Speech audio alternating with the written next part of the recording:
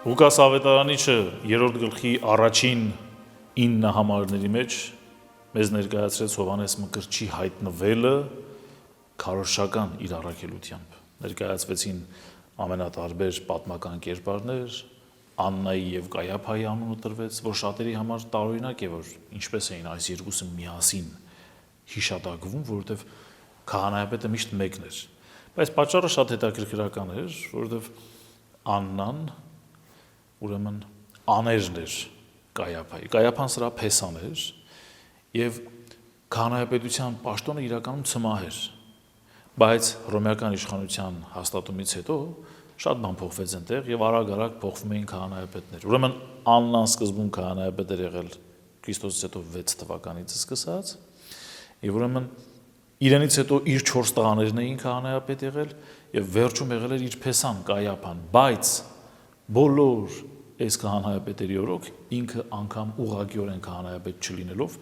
բոլոր կարևոր հարցերի մեջ որոշումները իրենն էին։ Դրա համար հետո Հովհաննեսի ավետարանում մենք պիտի տեսնենք, որ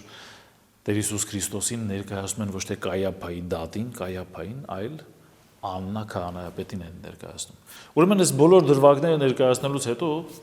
Ղուկաս ավետարանիչը իբրև հեղինակի խոսք 10-րդ համարից սկսած շատ հետաքրքիր առաջին ընթերցմամբ սարսափելի պարզ պրիմիտիվ նույնիսկ իրականություն է ներկայացնում, բայց որի մեջ մեծ հոգևոր խորհուրդ կա։ Ղուկասը 3-րդ գլխի 10-րդ համարից ասում է, եւ ժողովուրդը հարցնում էր նրան ու ասում թե իսկ արդ ինչ պիտի անենք մենք։ Ժողովուրդը հարցնում է Հովհաննես Մկրտչին, այն Հովհաննեսին, որ քիչ առաջ իրենց ասել էր իժերի ծնունդներ, ասել էր, որ իրենք դժոխք են գնալու, եթե այսպես շարունակեն, եթե չմկրտվեն, ապաշխարության համար մեղքերից չհեռանան, այն նույն Հովհաննեսին էին հարցնում սրտատրոփ, որ այդ դեպքում ինչ անենք, ինչպես վարվենք, հա, իսկապես սպասումով հարցնում էին այն նույն Հովհաննեսին, որ իրենց ասում էր ձեր նախահայրը, որ Աբրահամն է, դա ոչինչ չի նշանակում, այս քարերը տեսնում եք, քար, պարզ քար, որ կենդանության ոչ մի նշույլ չունի, ինքն էլ Աստծո ձեռքին կարող է դառնալ Աբրահամի որդի, այս քարերից ոչնչով ավել չեք։ Նույն այս Հովհաննեսին, այսպես խիստ խոսող Հովհաննեսին, ժողովուրդը հարցնում է, լավ, ինչ պիտի անենք, իսկ արդ ինչ պիտի անենք մենք։ Եվ ապա Հովհաննեսը տալիս է աննկարագրելի պարզ մի պատասխան, ասում է, ով որ երկու զգեստ ունի, մեկը թող տա նրան, ով որ չունի։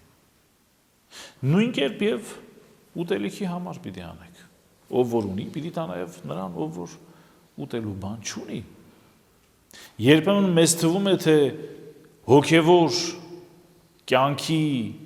ճշմարիտ ապրման համար, իսկապես քրիստոնեական հոգևոր կյանքով ապրելու համար մեծ ճշմարտություններ է պետք իմանալ, բարձր խորհուրդների է պետք հասնել, աստվածային գիտելիքներ ունենալ։ Լավ է, որ դրանք ունենանք, բայց այստեղ Ղուկասը Հովհաննեսի բերանով ներկայացնում է, որ իրականում մեծ հոգևոր բարձունքների համար հասնելու ճանապարհը ամենապարզ գործողությունների մեջ է թաքնված։ Գաղտնիքը ամենապարզ գործողություններն են։ Ունես երկու ձեռք հագուստ, մեկը տուր նրան, ով որ չունի։ Ունես ուտելիք, որ քեզ բավարար է եւ մի բան էլ ավելին է, ինչ որ ավել է տուր մեկ ուրիշին։ Նույնը նաև պիտի տեսնենք հացի բազմացման երկու դրվագների մեջ, որովհետև յուրաքանչյուր անգամ հացի բազմացման դրվագը ավարտում է ավետարանիչը շեշտելով, որ կերան ավարտեցին եւ 12 սակար լիքը, 12 զամբյուղ լիքը, ուրեմն կտորտանքներ մնացին ուտելիքի։ Յուրաքանչյուր անգամ այսպես է նշվում եւ նույնը եթե դառնանք ու մեզ նայելու լինենք։ Մեր ապրած կյանքի մեջ մեզ ինչն է երջանկություն պատճառում։ Երբեմն գույքի, ունեցվածքի, դրամի, նյութական կարողության այնպիսի վազքի մեջ ենք մտնում, որ մոռանում ենք ինքներս մեզ հարցնել, արդյոք դա մեզ երջանկություն բերելու է, թե չէ, արդյոք դա մեզ իսկապես հոգևոր ուրախություն տալու է, թե չէ։ Իսկ ես հավատում եմ քրիստոնեությունը, հավատում եմ, որ մարդուն երջանիկ լինելու համար շատ քիչ բան է պետք։ Մեծ ճշմարտությունների հասնել եւ մեծ նյութական կարողություններ ձեռք բերել, սրանք երջանկության առհավատ չան կամ գրավականը չեն։ Հետաքրքրական է, որ Ղուկասը պարզ ժողովրդի այս հարցից հետո, որ ասում է, իսկ արդ ինչ պիտի անենք մենք, որ մենք այսօր էլ մենք էլ տալիս ենք այդ հարցը, ինչ պիտի անենք այս իրավիճակում, հոգևոր այս իրավիճակում հայտնված լինելով, ինչ պիտի անենք։ Ուրեմն այս հարցից հետո երկու մասնավոր խմբերի է ներկայացնում Ղուկաս ավետարանը։ Վստահաբար այնտեղ ուրիշ խմբեր էլ կային, շատ ուրիշ խմբեր էլ կային, հաստատ, որովհետև Մարկոս ավետարանիչն ասում է Հուդայից, ամբողջ Հրեաստանից, Երուսաղեմից խորներամ հազարավոր մարդիկ գնում էին մկրտվելու Հովհաննեսի կողմից։ Ուրեմն շատ խմբեր կային, բայց ներկայացնում է մաքսավորներին եւ զինվորներին։ Եվ ասում են մաքսավորները մոտենում են, որ եկել էին մկրտվելու համար, եւ հարցնում են Հովհաննեսին։ Եվ հետաքրքիր է, որ մաքսավորները Հովհաննեսին հարց ուղղելուց վարդապետ կոչումով են դիմում, ասում են վարդապետ, ինչ պիտի անենք մենք։ Եվ Հովհաննեսը դառնալով պատասխանում է մաքսավորներին եւ ասում է, որ ձեզ հրամայվածից կամ ձեզ հանձնարարվածից, ձեզ տրված իրավունքից, ուրեմն ձեզ հրամայվածից ավելին չվերցնեք։ Մաքսավորները նույն հարկային դաշտի գործիչներն էին, ինչպես որ այսօր։ Տարբերությունը միայն այն էր, որ Քրիստոսի ժամանակվա մաքսավորները, որոնցից մեկը նաև Մատթեոս ավետարանիչն էր, այս մարդիկ մաքսը հավաքում էին Հռոմ ուղարկելու համար։ Պատկերացնում եք, մարդիկ, ովքեր որ նյութական իրենց կարողությունը համարում են Աստծուց ստացած նվեր, մարդիկ, ովքեր որ տաճարում ամեն ինչի համար գումարը առանձին գանձանակների մեջ էին գցում, 12-13 գանձանակ կար տաճարի մեջ։ Սկսած ձեթի համար գծվող գումարից վերջացրած զոհաբերությունների համար, քահանայի համար, ամեն տեսակի ընծայաբերման համար առանձին գանձանակ կար դրված, եւ մարդիկ, ովքեր որ կարծում էին, որ իրենց գումարը, իրենց նյութական հարստությունը հենց Աստծուն նվիրաբերվող մի բան է, այս մտածողություն ունեցող մարդիկ հանկարծ ու հանկարծ հայտնվում են այսպիսի իրավիճակում, իրենց գերիշխում է մեկ այլ պետություն Հռոմը եւ ասում է մեզ պիտի հարկ եւ դուրք տակ։ Եվ ովքեր էին մաքսավորները, հարկերը հավաքողները, ոչ հռոմեացի աշխատողներ կամ պաշտոնյաներ, այլ հիմնականում հրեաներ էին սրանք, որոնցից մեկը նաև Մատթեոսն էր։ Եվ որքան ատելի պիտի լինեին մաքսավորները, նրանք, ովքեր որ սեփական ժողովրդից, Աստծո ժողովրդից գումարը հավաքում եւ տալիս էին ուրիշներին։ Բայց ինչ է ասում Հովհաննեսը, չի ասում, որ մի արեք ձեր գործը, չի ասում ընդվզեք, հակառակվեք, այլ ասում է ձեզ հրամայվածից, ինչ որ ձեզ հանձնարարված է, որ պիտի հավաքեք, դրանից ավելին չանեք, միայն ինչ որ պատշաճ է եւ ինչ որ իրավունք ունեք վերցնելու, այդքանը վերցրեք եւ վերջ։ Սա էլ հետաքրքիր հոգեվոր ճշմարտություն ունի իր մեջ, որ քեզ տրվածից ավելին չպիտի ձգտես հակաօրինական կերպով, անօրինական կերպով, ինչ որ իրավունք ունես դրանից ավելին երբեք չպիտի ուրեմն իրագործես։ Անիրավ կերպով, ինչ որ քեզ տրված է իրավունքով, դրանից ավելին չպիտի ձգտես եւ ավելին չպիտի անես։ Նույնը նաեւ երբ որ մոտենում են Հովհաննես Մկրտչին զինվորները, թե իսկ մենք ինչ պիտի անենք, ստանում է հետեւյալ պատասխանը։ Հովհաննես Մկրտիչն ասում է. ոչ ոքի մի նեղացրեք, ոչ ոքի մի զրպարտեք եւ ձեր ռոճիկը, ձեր աշխատավարձը թող բավական լինի։ Ոչ ոքի մի նեղացրեքը, այլ թարգմանություններով, ոչ մեկից մի շորթեք, դրամ մի շորթեք, մի զրպարտեք, մարդկանց գլխին գործեր մի սարքեք եւ ձեզ տրված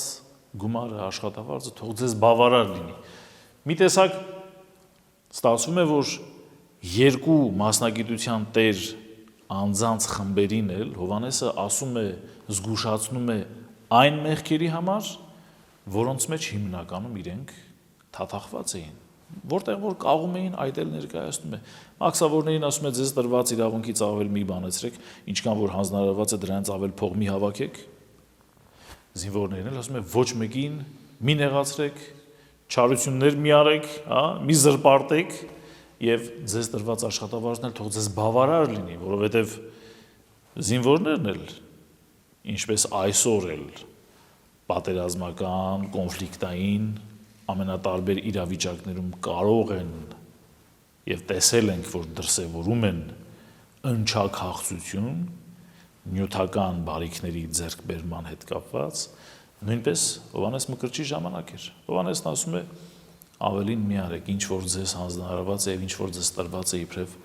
վարձ կամ վճար։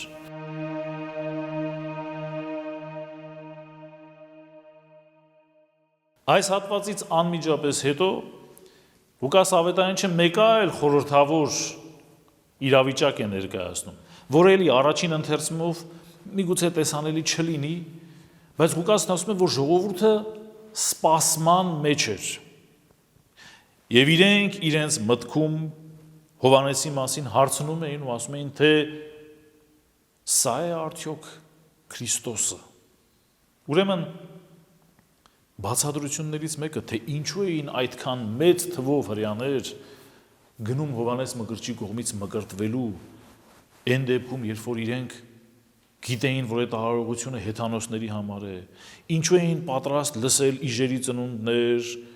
տարբեր դատապարտող խոսքեր, Աբրահամի որդիներ լինելու հետ կապված իրենց դատապարտող, ամեն ինչու էին այսքան խոսքերին պատրաստ, պատճառներից մեկը հետևյալն է, որովհետև իրենք մտածում էին, որ Մեսիան եկել է Հովհաննես Մկրտչի տեսքով, որովհետև սպասում էին, հարցնում էին, Ղուկասն էլ ասում է, սա է արդյոք Քրիստոսը, որովհետև մի կողմից իրենք 5 տակարանի բոլոր մարգարեներից իրենց համար ոչ 5 տակարանի, մեզ համար 5 տակարանի, բայց իրենց համար, իրենց մարգարեների կողմից անընդհատ խոստում են, որ Մեսիան պիտի գա և Աստծո թագավորությունը պիտի հաստատի, մյուս կողմից իրենք դարեր շարունակ ամենատարբեր տերությունների գերիշխանության տակ են և հենց հիմա էլ այդ պահին, Հովհաննեսի քարոզչության պահին գտնվում են Հռոմի իշխանության լծի տակ և լավորից չէ, որ այս սպասումներն ունեն, ուրեմն սպասում է ժողովուրդը, ամենատարբեր իրավիճակներում անշուշտ բոլոր ժողովուրդներն էլ սպասում են, բայց Եսայի մարգարեության 40-րդ գլխի 5-րդ համարը, որտեղ որ ասվում է և ամեն մարդ կտեսնի Աստծո փրկությունը, այդ փրկությունը տեսնելը միշտ չէ, որ ժողովուրդները կարողանում են կյանքի կոչել, կարողանում են իսկապես տեսնել, որտեղ ժողովուրդները շատ անգամ փրկիչներ փնտրում են ամենատարբեր մարդկանց և պետությունների կերպարների մեջ, դերերի մեջ, այնինչ Հովհաննեսի ասածն էլ հենց այն է, որ փրկությունը ձեր ներսում է, փրկությունը սկսվելու է ձեր ներքին փոփոխությունից, ձեր մտածողության փոփոխությունից, փրկությունը սկսվելու է, երբ որ դուք ինքներդ ձեր ներսում իրար չեք հարստահարելու, ձեզ տրված իրավունքից ավելին չեք բանացնելու և ապրելու եք իսկապես իրար հետ սիրով։ Ուրեմն այս մտածումը կար, հրեաները մտածում են, արդյոք սա ով է, Քրիստոսն է թե ոչ։ Հովհաննեսը լսում է, հասկանում է այս խոսքերը և պատասխանում է, ասում է, ես ձեզ մկրտում եմ ջրով։ Ինձանից հետո կգա ավելի զորավոր մեկը, որի կոշիկները հանելու արժանիքը նույնիսկ ես չունեմ, և ձեզ կմկրտի Սուրբ Հոգով ու հրով։ Հովհաննեսը, ինչպես և նախորդիվ տեսել ենք իր խոնարհությունը, դեռ չծնված ժամանակվանից իր խոնարհությունը և հեզությունը, այստեղ էլ իրեն բարձր չի դասում և ասում է, ես նրա կոշիկները հանելու արժանիքը նույնիսկ չունեմ։ Իսկ կոշիկները հանելը հին աշխարհում հատկապես ցեխոտ ճանապարհ անցած մարդու դեպքում այնքան էլ հաճելի գործ չէր, բայց սա արվում էր իբրև խոնարհության և իբրև հյուրընկալության նշան հանդեպ այն մարդու, ով որ եկել էր քո տունը եկած մարդու կոշիկներ և սովորաբար հանում էին տան փոքրերը և դա պատիվ էր համարվում, բայց համարվում էր նաև ոչ այսպես ասենք, հաճելի գործը, որ ամենապարզ, ամենախոնար աստիճանն էր սա ցույց տալիս։ Եվ Հովհաննեսն ասում է, ես անգամ այդ ամենախոնար վիճակի մեջ չեմ կարող իր հետ համատվել, ես ձեզ ջրով եմ մկրտում, իսկ նա Սուրբ Հոգով և հրով։ Այս է պատճառը, որ մենք երբ որ ուրեմն մկրտությունն անում ենք, ասում ենք, որ երրորդության անունով ենք մկրտում, Հոր, Որդու եւ Սուրբ Հոգու անունով, եւ ջուրն էլ իբրև մկրտության նյութ արկա է, եւ հավատում ենք, որ Սուրբ Հոգու զորությամբ է, որ մեկը ավազանից ծնունդ է առնում հավիտենական կյանքի համար, ջրից եւ հոգուց ծնվելով է, որ մեկը երկնքի արքայությունը կարող է մտնել, ինչպես որ Նիկոդեմոսի հետ հանդիպման դրվագում է նաև Տեր Հիսուս Քրիստոս ներկայացնում։ Իսկ Հովհաննեսն ասում է Սուրբ Հոգով եւ հրով, հավանաբար նաև այն իմաստով, որ հուրը մաքրող, սրբագործող, ուրեմն զորությունն ու նշանակություն ուներ, եւ մյուս կողմից նաև որովհետեւ Սուրբ Հոգու խորհրդանիշն էր հուրը, որովհետեւ Պենտեկոստեի մեջ, Պենտեկոստեի ժամանակ Վերնատանը, ինչպես որ հենց Ղուկաս ավետարանիչն էլ ասում է, որովհետև գործքի հեղինակը Վերստին Ղուկասն է, ներկայացնում է, որ հոգեգարուստի ժամանակ Սուրբ Հոգին կրակի լեզուների տեսքով իջավ առաքյալների վրա։ Ուրեմն հավանաբար սա է պատճառը հենց Սուրբ Հոգով եւ հրով մկրտելու մասին խոսելու։ Եվ ապա շարունակելով ներկայացնել Մեսիային, օծյալ փրկչին, Քրիստոսին, Հովհաննես Մկրտիչը ասում է, որ նրա քամհարը իր ձեռքին է, մաքրելու համար իր կալը եւ հավաքելու համար ցորենը իր շտեմարաններում եւ ասում է, որ ապա պիտի այրի հարդը անշեջ կրակով կամ հրով։ Տեր Հիսուս Քրիստոս ներկայացվում է այսօրվա գյուղատնտեսությամբ զբաղվող բոլոր մարդկանց համար շատ պարզ օրինակով։ Քամհարը ձեռքին, քամհարը ցորենը մաքրող գործիքներից մեկն է, որի դեպքում երբ որ քամհարի վրա լցված ցորենը դու վեր ես ուրեմն շպրտում, թափ ես տալիս եւ ցորենը վերով վար է լինում, քամին այդ ընթացքում եղած թեփը, ամպիտան, բոլոր թեթև, նաեւ թեթև հատիկները, որոնք որ առողջ չեն, լավ ցորենահատիկ չեն, բոլորը քամին քշում է։ Քամհար սրա համար է կոչվում, որ քամին է հարվածում, քամով է, քամիով է այս գործողությունն արվում, մաքրելու է իր կալը եւ առողջ մաքուր ցորենը հավաքելու է շտեմարանների մեջ, որ առողջ միտք ու հոգի եւ մաքուր հոգեվոր կյանք ունեցող քրիստոնյաներն են երկնքի արքայության համար, եւ հարդն էլ այրվելու է կրակի մեջ, հնոցն է նետվելու, կրակին է տրվելու։ Հարդն էլ բոլոր նրանք են, ովքեր որ իրենց կյանքով չեն ապրի երկնքի արքայությանը արժանի լինելու համար։ Քրիստոս ներկայացվում է այս պատկերներով, մեկը որ Սուրբ Հոգով եւ կրակով պիտի մկրտի եւ մեկը որ պիտի առանձնացնի բոլոր նրանց, ովքեր պատրաստ են արքայության համար եւ ովքեր որ այդպես էլ չեն արժանանալու Աստծո արքայությանը։ Այս խոսքերից անմիջապես հետո Ղուկաս ավետարանիչը Վերստին իբրև հեղինակ ներկայացնում է Հովհաննեսին 18-րդ համարում, ասելով, որ Հովհաննեսը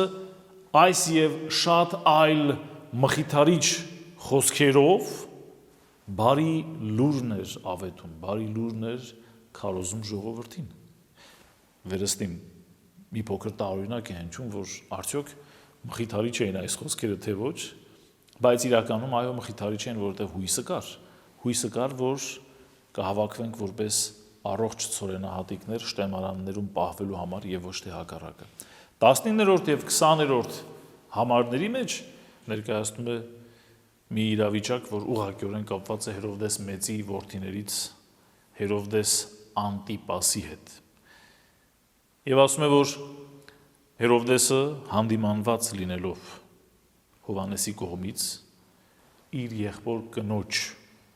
Հերովդիայի պատճառով